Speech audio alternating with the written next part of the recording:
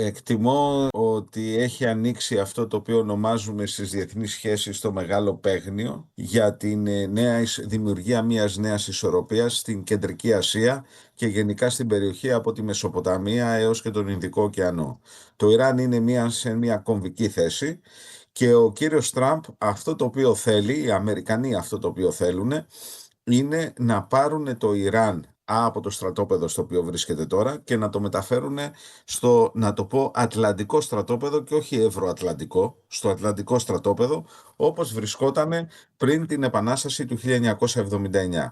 Η επιλογή που έχει ο κύριος Τραμπ είναι να βοηθήσει την αντιπολίτευση μέσα σε αυτή τη χώρα να μπορέσει να τη διευκολύνει και να τη βοηθήσει έτσι ώστε να υπάρξει μια καθεστωτική αλλαγή. Συμφωνώ απολύτως με την τοποθέτηση ότι δεν θέλουν να φέρουν μια χαοτική κατάσταση στο Ιράν, διότι αυτό, όπως καταλαβαίνετε, θα διαχυθεί σε ολόκληρη την περιοχή της ευρύτερης Μέσης Ανατολής με τρομακτικά οικονομικά, γεωπολιτικά και γεωστρατηγικά αποτελέσματα. Υπάρχουν τα πρόσωπα εκείνα, οι φορείς εκείνοι που μπορούν να διασφαλίσουν μια μη χαοτική κατάσταση αυτή τη στιγμή στο Ιράν? Κοιτάξτε, κρίνοντας από τον τρόπο στον οποίο λειτουργήσαν οι Ηνωμένες Πολιτείες στη Βενεζουέλα, όπου ναι μεν πήρανε τον Μαδούρο, αλλά συνεργάστηκαν προφανέστατα και συνεργάζονται με μέλη του καθεστώτος Μαδούρο για να επέλθει μια μετάβαση ομαλή, θεωρώ ότι κάτι αντίστοιχο θα συμβεί εάν φυσικά καταρρεύσει το υπάρχον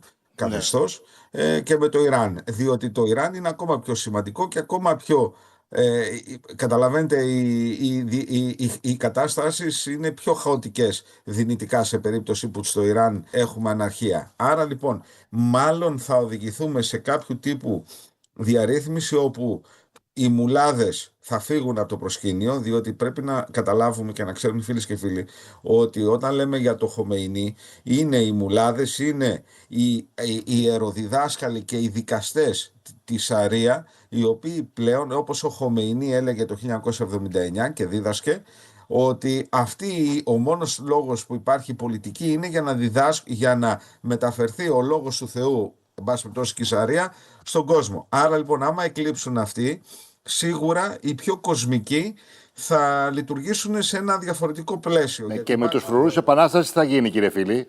Άρα το πρόβλημα είναι πρώτον οι μουλάδες, να το πω έτσι, αυτοί που λέμε οι ιεροδικαστές του Ισλάμ, του Σιητικού Ισλάμ, και φυσικά οι πρετοριανοί τους, αυτοί οι οποίοι είναι οι φρουροί της Επανάστασης. Εδώ λοιπόν πρέπει να γίνει και ένας διαχωρισμός μεταξύ των ενόπλων δυνάμεων των επίσημων του Ιράν και των φρουρών της Επανάστασης, όπου είναι, να το πω, όπως λέω, οι πρετοριανοί του συστήματος.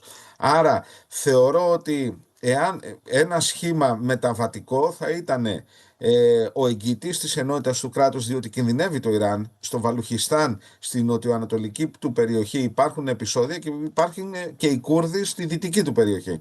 Κινδυνεύει το Ιράν με διάσπαση εάν και εφόσον υπάρξει μια χαοτική κατάσταση, με ό,τι αυτό σημαίνει για όλη την περιοχή. Οπότε μια μεταβατική κατάσταση θα ήταν να έρθουν σε κάποια συνεννόηση με κάποιους στρατηγούς των ενόπλων δυνάμεων του Ιράν, με κάποιους μετριοπαθείς πολιτικούς.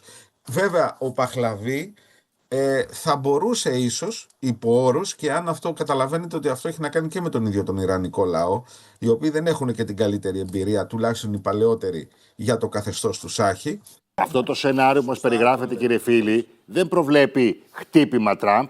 Είναι να πέσει το καθεστώς και να πάμε σε μεταβατική περίοδο. Είπα όμως, Φίλιππε μου, ότι αυτό δεν μπορεί να το κάνουν από μόνοι τους, διότι διαβάζοντας κάποια μέσα τα οποία είναι αξιόπιστα, παρόλο που τα περισσότερα είναι δυτικά, εδώ μιλάνε ότι τους διαδηλατές τους χτυπάνε με οπλοπολιβόλα. Δηλαδή δεν συζητάμε πλέον για χτυπήματα ελεύθερων σκοπευτών ή οτιδήποτε. Δηλαδή συζητάμε σαν να βρίσκονται σε πεδίο μάχης. Εάν αληθεύει, δεν μπορώ εγώ να το επιβεβαιώσω ή όχι, αυτό σημαίνει, καταλαβαίνετε, ότι αργά ή γρήγορα, αν δεν υπάρχει εξωτερική βοήθεια σε αυτούς τους ανθρώπους, είναι πολύ δύσκολα θα μπορέσουν να αποσταθεροποιήσουν και να ρίξουν το καθεστώς, όπως καταλαβαίνετε. Θεωρώ ότι πρέπει να υπάρχει κάποια παρέμβαση. Και να πω και το άλλο θέμα. Ας πούμε ότι ο στρατός ή κάποιες μονάδες του στρατού θα πάρουν το μέρος των διαδηλωτών. Εκεί θα πάμε σε εμφύλιο, όπως καταλαβαίνετε, το οποίο θα οδηγήσει σε χαοτική κατάσταση. Άρα θεωρώ ότι αν θέλουν κάποιοι να δημιουργηθεί μια να μεταφερθεί, να αλλάξει η γεωπολιτική στάση το Ιράν, χωρίς να γίνει, να το πω λαϊκά, το έλα να δεις, σε όλη την Νότια Ασία, διότι καταλαβαίνετε ότι θα εμπλακεί και η Κίνα, θα εμπλακεί και η Ρωσία και όλοι οι υπόλοιποι οι οποίοι έχουν, να το πω, εντός ή εκτός εισαγωγικών ενόμο συμφέρον, θα πρέπει να γίνει γρήγορα, αποφασιστικά και να μην υπάρξει περιθώριο ελιγμών. Δηλαδή ό,τι έγινε στη Βενεζουέλα. Βέβαια το Ιράν δεν είναι Βενεζουέλα.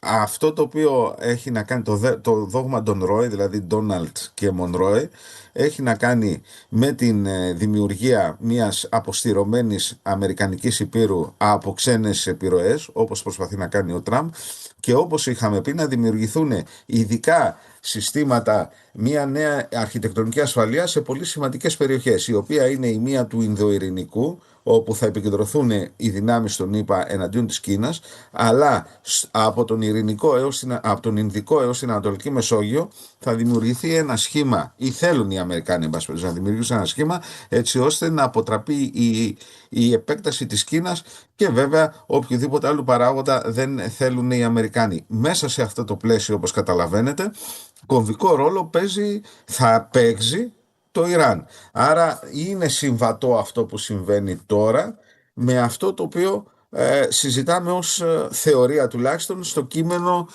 της στρατηγικής εθνικής ασφαλείας των ΗΠΑ. Γι' αυτό είναι πάρα πολύ σημαντικό και σίγουρα, όπως καταλαβαίνετε, αν συμβεί μια τέτοια αλλαγή, θα επιφέρει τεκτονικές μετατοπίσεις στην ευρύτερη περιοχή και ο βασικός, πέραν της Κίνας, ηττημένος αυτής της αλλαγής, αγαπητοί φίλοι, θα είναι η Τουρκία. Και εδώ είναι για ακόμα μία φορά, επιτρέψτε μου να πω, η τύχη, όχι δεν είναι η τύχη, η γεωπολιτική χαμογέλα στην Ελλάδα, αρκεί βέβαια να μπορούμε εμείς να το εκμεταλλευτούμε.